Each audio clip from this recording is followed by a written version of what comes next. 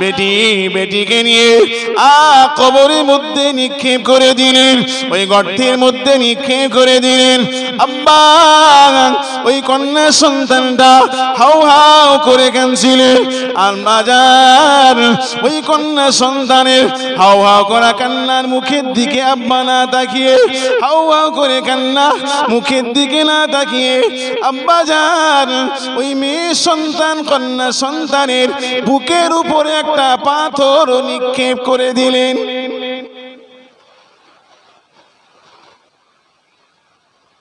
জি, কি নিষ্পেষিত, কত কঠোর, জাহানটা কত কঠোর।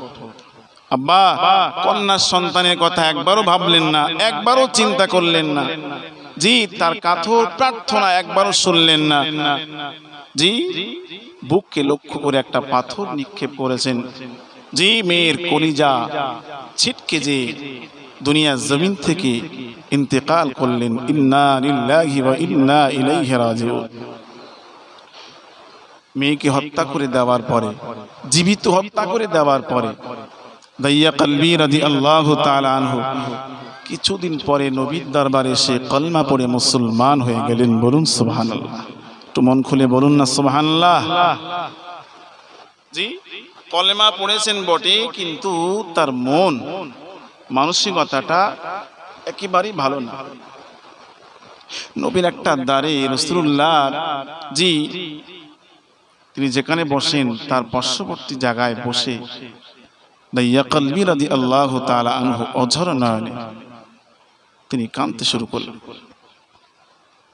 নবী দাইয়া কলবি রাদিয়াল্লাহু তাআলা আনহুর এই অবস্থাটা নবী দেখতে পেলেন। দাইয়া কলবি, তুমি ইসলাম গ্রহণ করেছো, কলমা পড়েছো, অথচ তোমার মন মতি ভালো না কেন?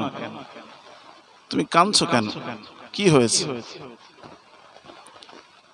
হযরত দাইয়া কলবি রাদিয়াল্লাহু তাআলা আনহু বলেছিলেন, ইয়া রাসূলুল্লাহ হাবিবাল্লাহ, ইয়া রাসূলুল্লাহ হাবিবাল্লাহ, ইসলাম গ্রহণ করেছি আপনার হাতে হাত দিয়ে, ঈমানে কালমা পড়ে আমি মুসলমান হয়েছি, কিন্তু ইয়া রাসূলুল্লাহ, ইয়া হাবিবাল্লাহ হুজুর, আমি এমন একটা অন্যায় করেছি, এমন একটা ত্রুটি করেছি, এমন একটা অন্যায়, এমন একটা ত্রুটি আমি দাইয়া কলবি করে ফেলেছি। না না ইয়া রাসূলুল্লাহ, ইয়া হাবিবাল্লাহ হুজুর, মনে হয় না আল্লাহ পাক আমার এই অন্যায় ত্রুটিটাকে আল্লাহ ক্ষমা করবে। আমি এমন একটা ত্রুটি অন্যায় করে ফেলেছি, মনে হয় না যে আল্লাহ আমার এই ত্রুটিটার জন্য আমাকে ক্ষমা করবে। আল্লাহ নবী হযরত দাইয়া কলবি রাদিয়াল্লাহু তাআলা আনহুকে ডাকলেন, ও আমার সাহাবী দাইয়া কলবি, কি হয়েছে বাবা? কি এমন অন্যায় করেছো বাবা? কি এমন ত্রুটি করলে বাবা? কি এমন অপরাধ করলে বাবা? হযরত দাইয়া কলবি রাদিয়াল্লাহু তাআলা আনহু বললেন, ইয়া রাসূলুল্লাহ হাবিবাল্লাহ, ইয়া রাসূলুল্লাহ হাবিবাল্লাহ, আমি দাইয়া কলবি আমার একটা কন্যা সন্তান ছিল, একটা কচি সন্তান আমার ছিল, মেয়ে সন্তান ছিল। ইয়া রাসূলুল্লাহ, ইয়া হাবিবাল্লাহ হুজুর, আমি দাইয়া কলবি ইসলাম গ্রহণ করবার আগে, ইসলাম গ্রহণ করবার পরে আইয়ামে জাহিলিয়াতে যুগে যখন বসবাস করছিলাম, ইয়া রাসূলুল্লাহ, ইয়া হাবিবাল্লাহ হুজুর, না না কন্যা সন্তানদেরকে হত্যা করা হতো। ইয়া রাসূলুল্লাহ হাবিবাল্লাহ, বেটা সন্তানদেরকে নয়, কন্যা সন্তানদেরকে জীবিত দাফন করা হতো। ইয়া রাসূলুল্লাহ, ইয়া হাবিবাল্লাহ, ইয়া রাসূলুল্লাহ, ইয়া হাবিবাল্লাহ, আমি দাইয়া কলবি আমার একটা কন্যা সন্তান ছিল, আমার একটা মেয়ে সন্তান ছিল। ইয়া রাসূলুল্লাহ, ইসলাম গ্রহণ করবার আগে, ইসলামটা গ্রহণ করবার আগে ইয়া রাসূলুল্লাহ আমার এই কন্যা সন্তানটাকে জীবিত দাফন করে ফেলেছি। ইয়া রাসূলুল্লাহ ওই জীবিত ওই কন্যা সন্তানকে আমি দাইয়া কলবি আমার সন্তানের হাত দুখানা বেঁধে পা দুখানা বেঁধে আমি যখন আমার কন্যা সন্তানকে কবরের ভিতরে মাটির ভিতরে যখন আমি শুইয়ে দিয়েছিলাম, ইয়া রাসূলুল্লাহ ইয়া হাবিবাল্লাহ আমার ওই কন্যা সন্তানটা ওই গর্তর মধ্য দিয়ে কাতর প্রার্থনা করছিল, আব্বাজান আমাকে মারবেন না, আব্বাজান আমাকে মারবেন না, আব্বাজান আমার জন্য আপনার সমাজে লাঞ্ছিত হতে হবে না, আব্বাজান আপনার জন্য আমার জন্য আপনাকে সমাজে পদদলিত হতে হবে না। না ইয়া রাসূলুল্লাহ ইয়া হাবিবাল্লাহ আমি মেয়ের কথা আমার কন্যা সন্তানের কথা মাথায় না রেখে তার আর্তনাদ না শুনে ইয়া রাসূলুল্লাহ আমার কন্যা সন্তানকে জীবিত দাফন করেছি। ইয়া রাসূলুল্লাহ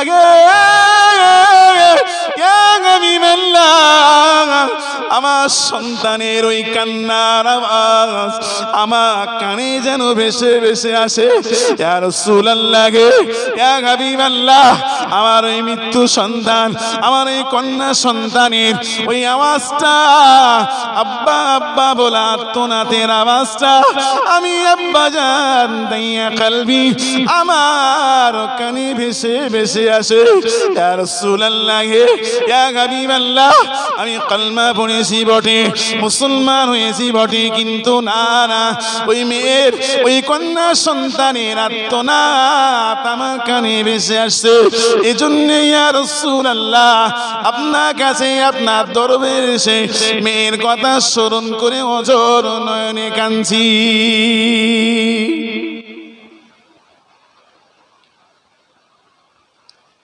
ইয়া রাসূলুল্লাহ আমি যে অন্যায় কাজটা করে ফেলেছি,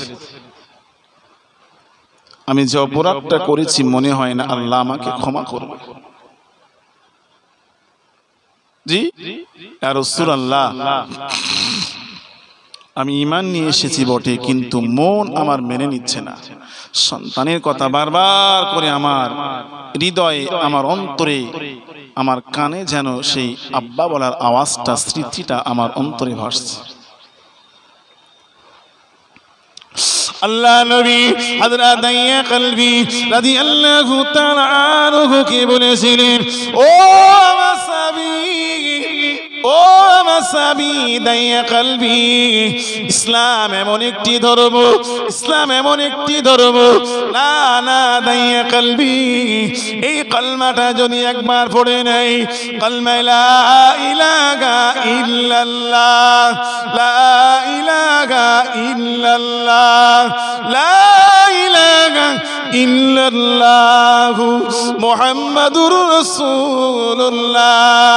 ও আমার সাহাবী দাইয়া কলবি এমন একটি কলমা, এমন একটি কলমা, এই কলমাটা যদি কোনো মানুষ পড়ে নেয় আল্লাহ পাক সে যত বড় অপরাধী হোক না কেন আল্লাহ পাক তার জীবনের সমূহ গুনাহ মাফ করে দেন। জোরে বলুন সুবহানাল্লাহ, চিল্লিয়ে বলুন না সুবহানাল্লাহ। ইসলাম এমন একটি ধর্ম, এমন একটি ধর্ম ইসলাম, কোন মানুষ যত বড় অপরাধী হোক না কেন সে যদি একবার জি ধর্মে ফিরে আসে অন্য ধর্ম থেকে, অন্য ধর্মে সে যত বড় অপরাধী হোক না কেন, যত বড় ত্রুটি সে করুক না কেন, সে যদি একবার ইসলামের সুশীতল ছায়াতলে আশ্রয় গ্রহণ করে আল্লাহ তার বিগতের সমস্ত জীবনের গুনাহ খাতাগুলোকে মাফ করে দেন। বলুন না সুবহানাল্লাহ। জি আমরা মুসলমান ঘরে জন্মগ্রহণ করেছি। জি আমরা যেদিন বালেক বালিকা হয়েছিলাম সেই দিন থেকে আজ পর্যন্ত আমাদের উপরে নামাজ ফরজ ছিল। জি আমাদের উপরে রমজানুল মুবারক মাসের 1 মাস রোজা ফরজ ছিল। আল্লাহ যাদের অর্থ দিয়েছেন তাদের উপরে যাকাত ফরজ ছিল, যাদের উপরে আল্লাহ অর্থ দিয়েছেন তাদের উপরে যাকাত দেওয়া, হজ করা ফরজ ছিল, দান সাদকা এগুলো আমাদের উপরে জি ফরজ ছিল। কিন্তু আজকে আমরা মুসলমান, জি নিজের জীবনে দৈনন্দিন জীবনে যত অন্যায় অপরাধের সঙ্গে আমরা মিলিত হই না কেন, আমরা তওবা করি না। নবীর ওই সাহাবী তিনি ভয়ে ভীত হয়ে আল্লাহর নবীর কাছে কাঁদছেন, ইয়া রাসূলুল্লাহ, এমন একটা ত্রুটি আল্লাহর কাছে আমি করেছি, এই ত্রুটি মনে হয় আল্লাহর কাছে ক্ষমা হবে। জি আপনি যত বড় পাপী হন না কেন, যত বড় অপরাধী আপনি হন না কেন, ওই অপরাধটা, ওই পাপটা, ওই অন্যায়টাকে ছেড়ে দিয়ে যদি একবার আল্লাহর কাছে তওবা করেন, আল্লাহর কাছে যদি ক্ষমা চান, আল্লাহর কাছে যদি জি মাফি চান, নিশ্চিত আল্লাহ আপনার জীবনের সমূহ গুনাহ মাফ করবেন। বলুন না সুবহানাল্লাহ। জি তবে আল্লাহর কাছে চাইতে হবে, না চাইলে ক্ষমা হবে না। আল্লাহর কাছে চাইতে হয়। জি শবে বরাতের রাত আমরা যদি পাই, আমাদেরকে চেষ্টা করতে হবে এই রাত্রে বেশি বেশি আল্লাহর কাছে তওবা করা, জিকির আজগার করা, কলমা পড়া, নবীর উপরে দরুদ শরীফ পড়া, নিজের অন্যায়ের কথা স্মরণ করে, নিজের ত্রুটির কথা স্মরণ করে জি আল্লাহর কাছে যদি একটু চাওয়া যায়, আল্লাহর কাছে যদি মাফি চাওয়া হয়, নিশ্চিত আল্লাহ আমাদের জীবনের গুনাহ খাতা মাফ করে দেবেন। বলুন না সুবহানাল্লাহ। আল্লাহর নাম রহমান রহিম, অতীব দয়াবান, অতীব কৃপাবান। নিশ্চিত আল্লাহ বান্দাদেরকে ক্ষমা করবেন। তবে ক্ষমা আপনাকে আল্লাহর কাছে চাইতে হয়। জি আল্লাহর একজন মাহবুব বান্দা হযরতে ফুযাইল ইবনে আয়াস রাহমাতুল্লাহ আলাইহি, জি হযরত ফুযাইল ইবনে আয়াস রাহমাতুল্লাহ আলাইহি, তিনি প্রাথমিক জীবনে একজন বড় ডাকাত ছিলেন, দস্যু ছিলেন। হযরত ফুযাইল ইবনে আয়াস রাহমাতুল্লাহ আলাইহি তিনি একজন দস্যু ছিলেন। তো ফুযাইল ইবনে আয়াসের কাজ ছিল যে তিনি একটা রাস্তায় দাঁড়াবেন, সেই রাস্তা দিয়ে যারাই যাবে তাদের কাছ থেকে ছিনতাই করা, ডাকাতি করা। এটি হযরত ফুযাইল ইবনে আয়াস এর কাজ। তো ফুযাইল ইবনে আয়াস রাহমাতুল্লাহ আলাইহি তিনি একদিন রাস্তায় দাঁড়িয়ে রয়েছেন, ছিনতাই করবেন বলে।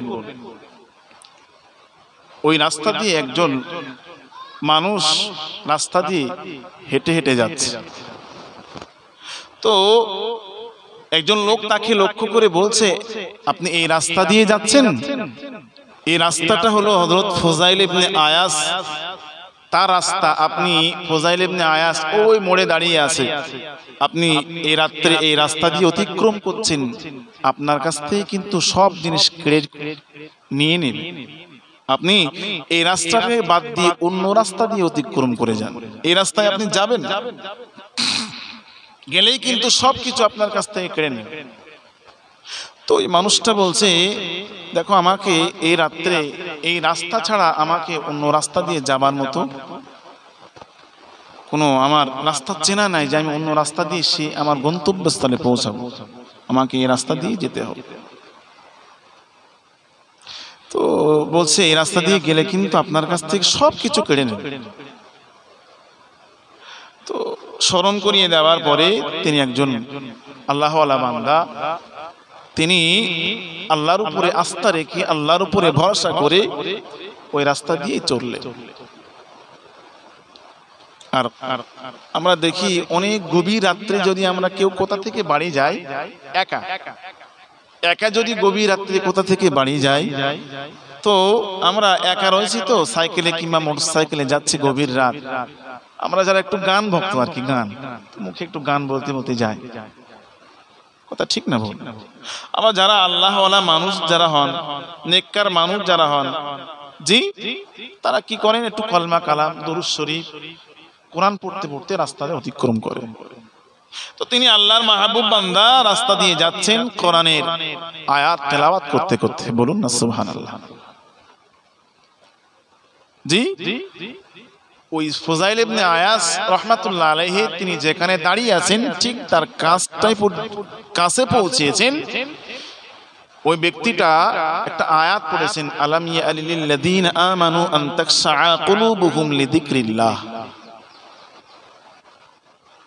জি, এই আয়াতটা ওই পথচারী ব্যক্তিটা পড়তে পড়তে যাচ্ছেন, ওই আয়াতটা ফুজাইল ইবনে আয়াসের কান পর্যন্ত পৌঁছে গেছে। বলুন না সুবহানাল্লাহ। এই আয়াতটির অর্থ কি? আল্লাহ পাক কোরআন শরীফের ভিতরে বললেন, আল্লাহ পাক কোরআন শরীফের ভিতরে বললেন, আলাম ইয়ালিল লাযিনা আমানু আন তাখশা কুলুবুহুম লিযিকরিল্লাহ। আল্লাহর এই বান্দা, আল্লাহর এই মাহবুব বান্দাটা কোরআনের এই আয়াতটি তেলাওয়াত করছিলেন। আর এই আয়াতটি তেলাওয়াত করছিলেন যখন, এই আয়াতটা ফুজাইল ইবনে আয়াসের কান পর্যন্ত পৌঁছে গেল। ও আল্লাহ পাকের বান্দা, আল্লাহ পাক কোরআন শরীফের ভিতরে বললেন, আলাম ইয়ালিল লাযিনা আমানু আন তাখশা কুলুবুহুম লিযিকরিল্লাহ। ও আমার বান্দা, ও আমার বান্দি, তোমরা আর কতদিন সময় নেবে? তোমরা আর কতদিন সময় নেবে? আমি আল্লাহ পাক আমার নামে জিকির করতে করতে, আমি আল্লাহ পাক আমার নামকে ভয় করে করে, আমার ভয় করে, আমি আল্লাহ জিকির করে, আমি আল্লাহকে ভয় করে তোমাদের জীবনটাকে পরিপূর্ণ করতে, তোমাদের জীবনটাকে পরিপূর্ণ করতে। ও বান্দা, তোমরা আর কতদিন সময় এটাতে নেবে? আমি আল্লাহ আমার ভয় করে তোমাদের অন্তরটাকে পূর্ণ করতে কতদিন আর সময় নেবে? তোমাদের অন্তরও কি আমি আল্লাহ আমার ভয় জাগে না? তোমাদের অন্তরও কি আমি আল্লাহ আমার খৌফ ইলাহি তোমাদের অন্তরে তৈরি হয় না? তোমরা আর কতদিন সময় নেবে? এই আয়াতটা ফুজাইল ইবনে আয়াস রাহমাতুল্লাহ আলাইহির কান পর্যন্ত পৌঁছে গেছে। আর ফুজাইল ইবনে আয়াস তিনি যখন এই আয়াতটা শুনলেন, আয়াতের মানে মতলব কিছু বোঝেন,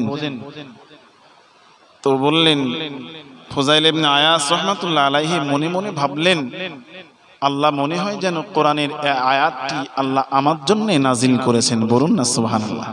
তো মন খুলে বলুন না সুবহানাল্লাহ। ফুজাইল ইবনে আয়াস তার জীবনটা কিভাবে পরিবর্তন হচ্ছে আমি এটাই বোঝাতে চাইছি।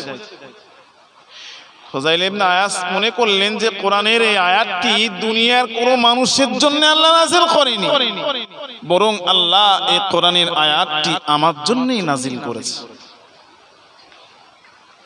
আল্লাহ পাক আমাকে বলছেন, ও ফুজাইল, তুমি আর কতদিন সময় নেবা ডাকাতি বন্ধ করতে? ও ফুজাইল, তুমি আর কতদিন সময় নেবা চিন্তায় করা বন্ধ করতে? তোমার কি আমি আল্লাহ আমার ভয় তোমার অন্তরে এখনো পায়দা হয়নি? আমি আল্লাহ আমার ভয় তোমার অন্তরে আসতে আর কতদিন তুমি সময় নেবে? বলুন না সুবহানাল্লাহ। অন্তরটা কোরআনের ওই আয়াতটি ফুজাইল ইবনে আয়াসের অন্তরে যেন গেঁথে গেছে। ও আল্লাহ পাকের বান্দা হযরত ফুজাইল ইবনে আয়াস রাহমাতুল্লাহ আলাইহি তিনি একজন চিন্তাকারক। হযরত ফুজাইল ইবনে আয়াস রাহমাতুল্লাহ আলাইহি তিনি মনে মনে ভাবলেন, আল্লাহ পাক কোরআনের এই আয়াতটি মনে হয় যেন আল্লাহ পাক আমার জন্য নাজিল করেছে। আল্লাহ পাক যেন আমাকে ডেকে বলছে, ও ফুজাইল ইবনে আয়াস, তুমি কতদিন সময় নেবে? আমি আল্লাহ আমার ভয় করে করে তোমার অন্তরটাকে পূর্ণ করবে। ও ফুজাইল, তুমি কতদিন সময় নেবে? না, চিন্তায় করা কি তুই বন্ধ করবে না? তুমি কি চিন্তায় করা রাজানি করা বন্ধ করবে না? ফুজাইল, তুমি কতদিন সময় নেবে? আমি আল্লাহ পাক আমার জিকির করে করে, আমার স্মরণ করে করে, খৌফি ইলাহি, খৌফি আল্লাহ, আমি আল্লাহ পাক আমাকে ভয় করে করে তোমার জীবনটাকে পূর্ণ করতে, পরিপূর্ণ করতে। ফুজাইলা, তুমি কতদিন সময় নেবে? না, ও রব্বুল আলামিন আল্লাহ, কোরআনের আয়াতটি যেন আমি ফুজাইল আমার জন্য আল্লাহ নাজিল করেছে। জোরে বলুন সুবহানাল্লাহ। জি, ওই পথচারী ব্যক্তিরা রাস্তা অতিক্রম করে ফুজাইল ইবনে আয়াসের পার দিয়ে বেরিয়ে গেলেন। ফুজাইল ইবনে আয়াস অন্তরটা পরিবর্তন হয়ে গেল, মানসিকতাটা পরিবর্তন হয়ে গেল। না, আমাকে আর চিন্তাই করলে চলবে না। তিনি ওখান থেকে সোজা বাড়ি চলে গেলেন।